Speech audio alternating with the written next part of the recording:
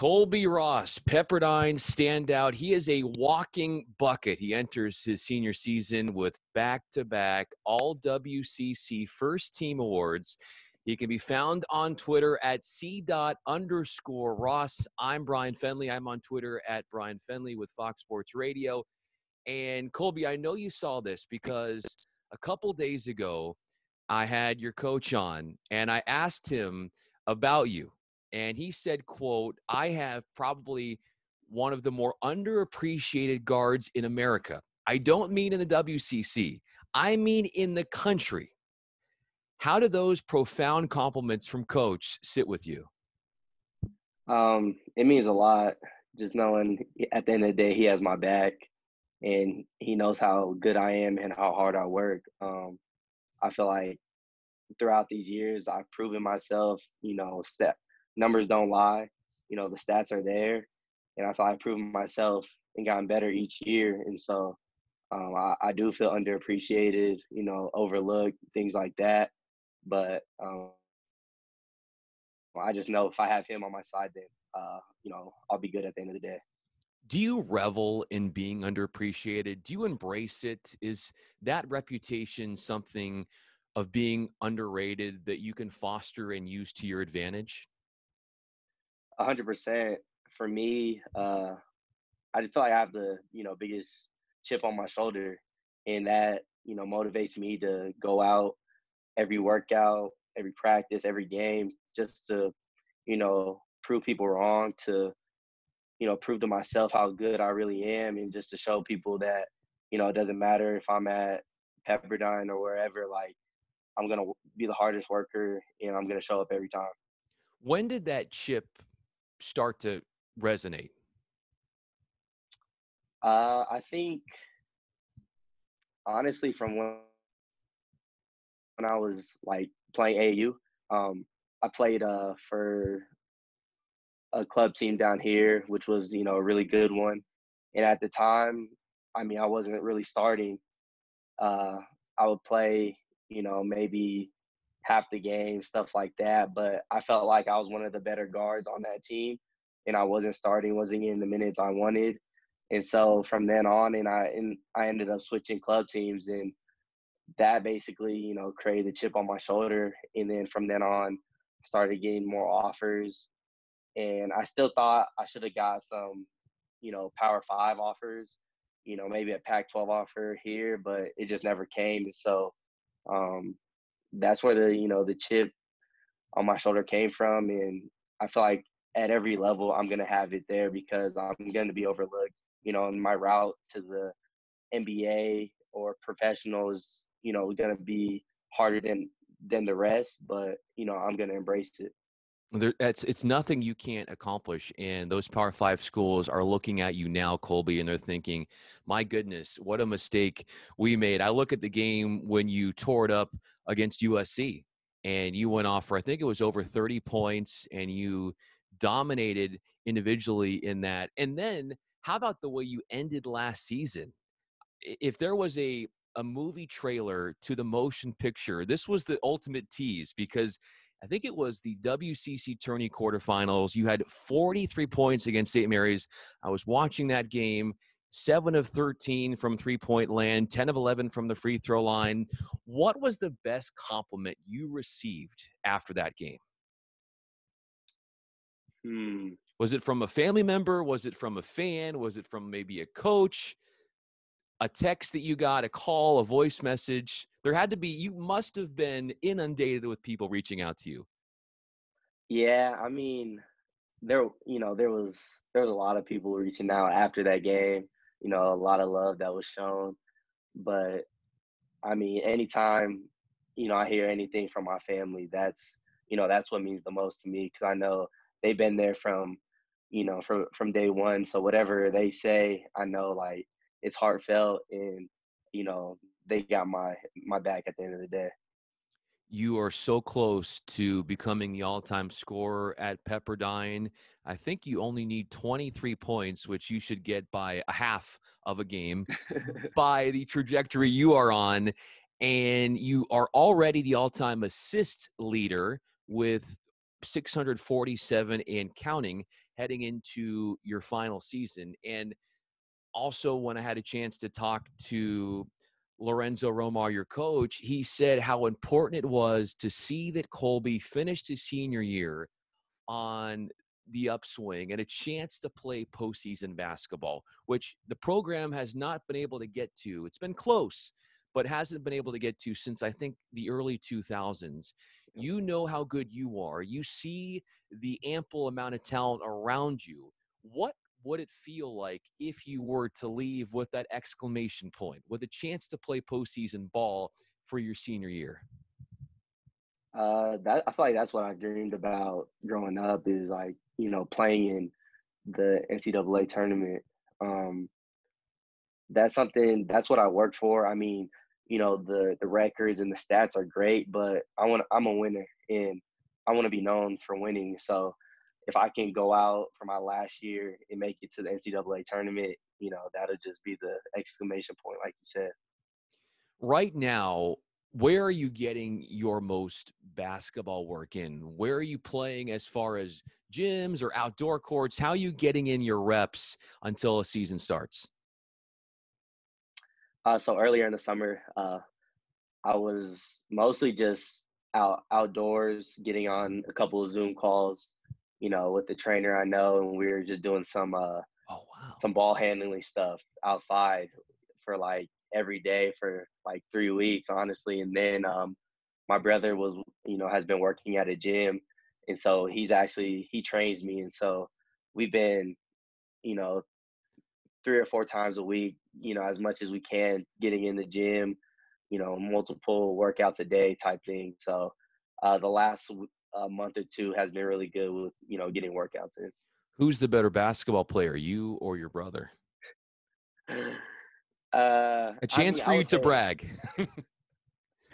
I would say me now. I mean, I feel like I've always looked up to him. Sure.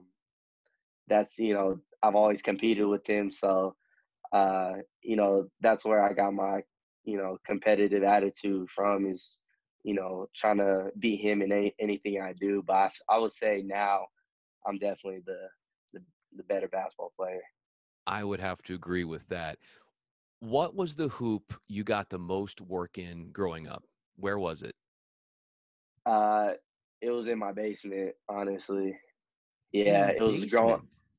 Yeah, when I was younger, my mom actually bought me and my brother like a small little hoop, and from when I was like 3 years old, I was down there for hours just playing hours. So uh, I think once my mom didn't have any intentions of like trying to force basketball on me, but once she saw that I, took the time to, get shots up and, be down there for hours. She knew like, I might, be this basketball thing might be special for me.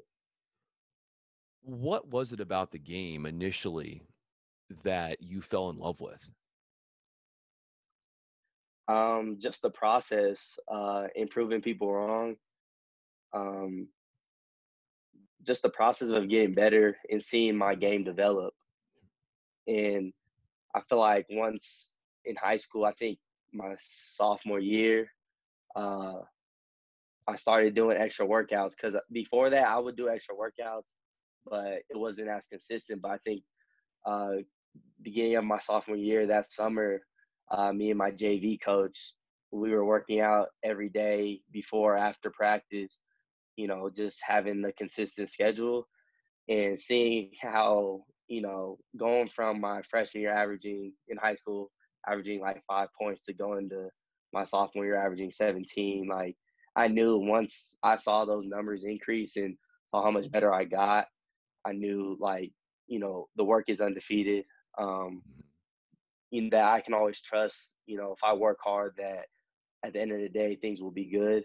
And that's what I saw my freshman year when other people on the team in college weren't, working out, after practice, and I knew, I should have a really good career in college. Yeah, and that's been a foreshadowing for what you've done. Colbey Ross joins us. Follow him on Twitter. I'm Bryan Fenley. I'm on Twitter at Bryan Fenley. What is the nicest thing an opposing coach has ever said about you? Uh, I guess I've heard the coach tell me, uh, we shouldn't have, uh, we should have took you. That's like I've heard that for sure. Like we Okay. should have took you. That's definitely. I mean, I wouldn't say it's the nicest, but it's just something where I'm like, it's respect, and they Mhm. know like how good I've gotten, but I was just overlooked. Are you at all surprised by how good you've gotten? You had pointed to your work ethic, and that was no surprise. But just to see how much that it's shown itself on the court in production. I wouldn't say I'm surprised. I work too hard to, Yeah. you know, I know how hard I work. I know what I do, and the focus I put on the game, watching film, rehab, things like that. That at the end of the day, this is no surprise. Um, and hopefully, making it to the NBA and trying to do the same things in the NBA is going to be no surprise because I just know how hard I work and you know how much I love the game. You nearly surprised Gonzaga last year, had a couple close ones, and you play so well against the Bulldogs. Why do you play so well against Gonzaga? Uh, Actually, growing up, that was my dream school. Um, I wanted to go there. I wanted to, get an offer from them, and just to even like really be recruited from them. That was like my dream, and so I feel like that's always been something I keep in the back of my head. Um, when I do play them, I mean, every game, you know, I look at the same. I'm trying to win. I'm trying to compete, but you know, there's certain teams you always have in the back of your head where like, I'm here to prove people how why they messed up with not recruiting me. So Yeah, your work on the court is showing everybody up. Your first meeting against Gonzaga last year, take us back to how close that was, and it was just down to the wire. yeah, that game was a really close game. Um, it was a lot of back and forth. We were um, shorthanded a little bit, had some injuries, a couple weeks before, but it was going back and forth, and then I think we were down like 8 points with 2 minutes left. Got it down to two. I think Kispert. Oh no, we got it down to two or three, and Kispert he had missed the free throw, and there's 12 seconds left. I come off the ball screen trying to shoot a three, and that's when Tilly got the block on me. So I mean, we were right there, watching film with coach and with the team. We had so many chances to take the lead in that game and to come up with the win, but it just didn't happen. I'm sure Mark Few must have been so impressed with what you did on the court.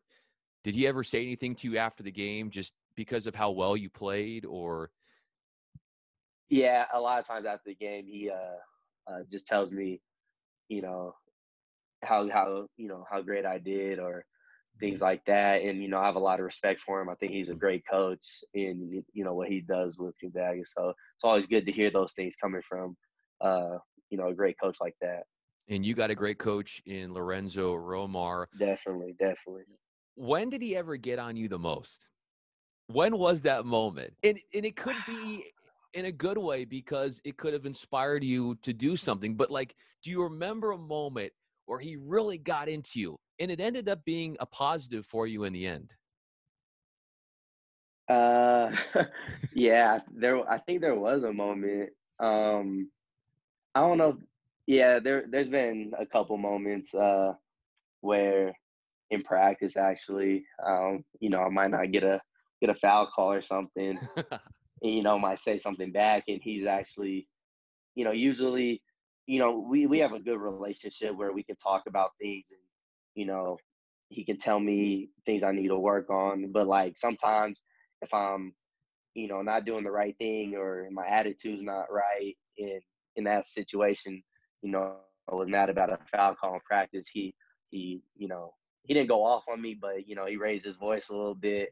You know, I definitely felt that and knew that I needed to work on that and just become a better leader and a better example, just so when the game comes, I'm not complaining about a foul or not worried about outside things I can't control. So that's one moment that has definitely helped through the year for sure.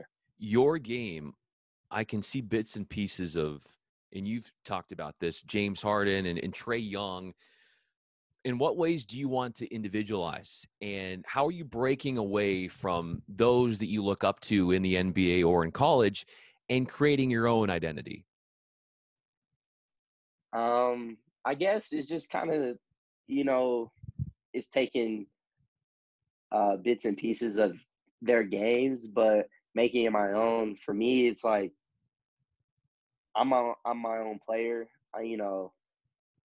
James Harden scores at an elite level, at an elite rate, just like Trey Young.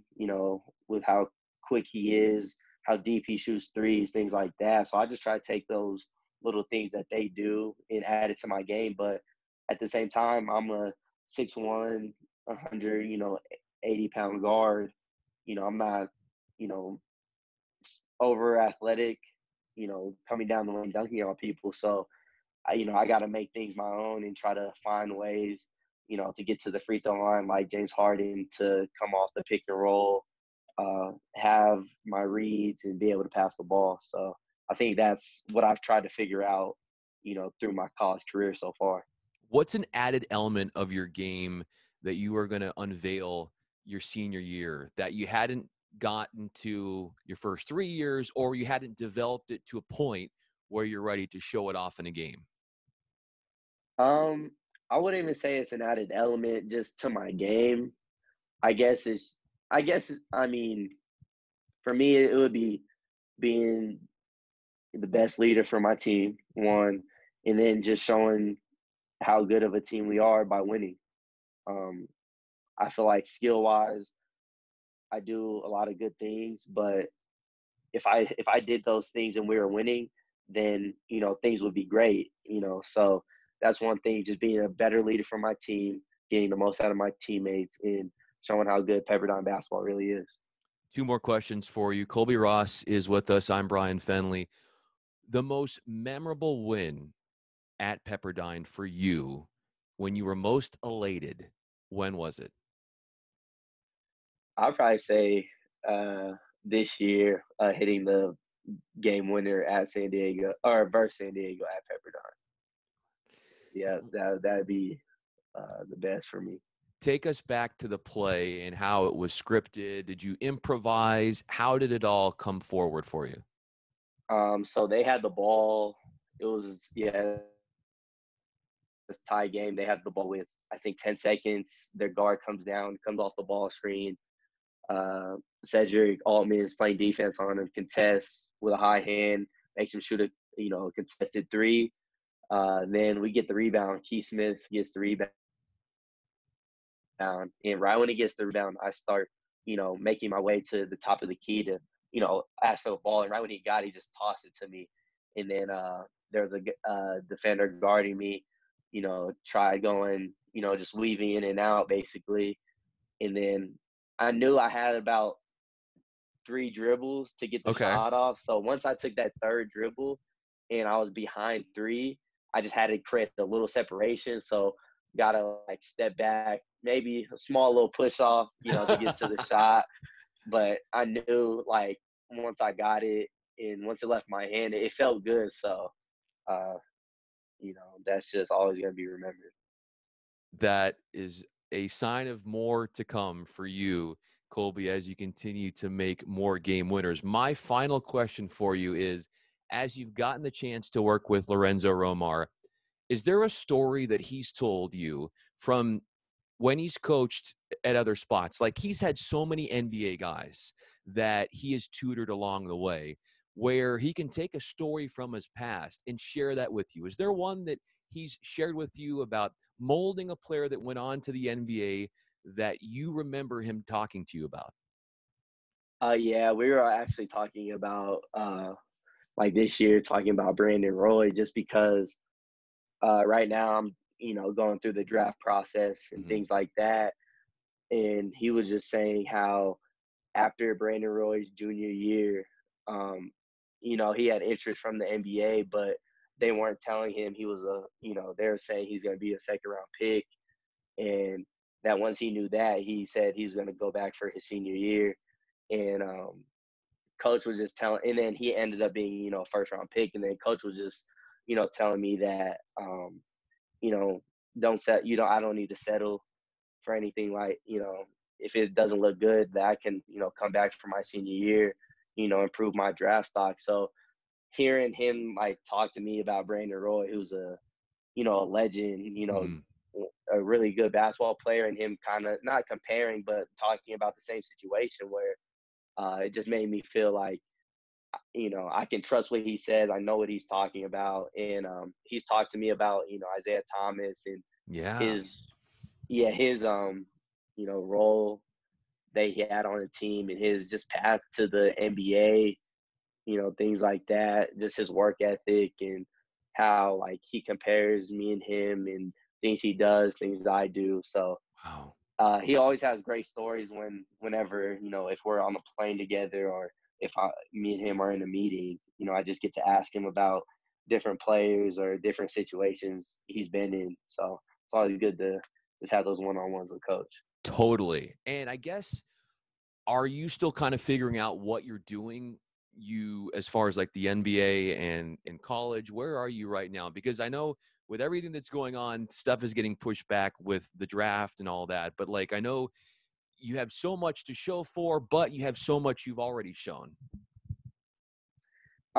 For me right now, so the deadline to decide is August 3rd, so that's coming up in a couple of days. And so I'm actually going to be making, my decision whether or not to go back or to stay in. I'm going to be making that decision the next couple of days. Okay. But for me, I feel like I've shown a lot the past 3 years of how good I've gotten and what role I could play on an NBA team. But if I go back for my senior year, I know, I can improve my draft stock. I can, Sure. if we're winning, if we make the NCAA tournament, things like that, then that'll definitely help. I feel like winning takes, care of everything. So the process right now has been really good for me so far. So in the next couple of days, I'll be making my decision on whether, uh, what I'm gonna do. I'm excited to hear. Either way, I will be supporting you, Colbey Ross. You've got the Wave community behind you. So excited to have you on this interview, this podcast, and thanks again for making the time, man. This was a whole lot of fun. Yes, thank you for having me. I appreciate, the Yeah. opportunity to sit down and talk.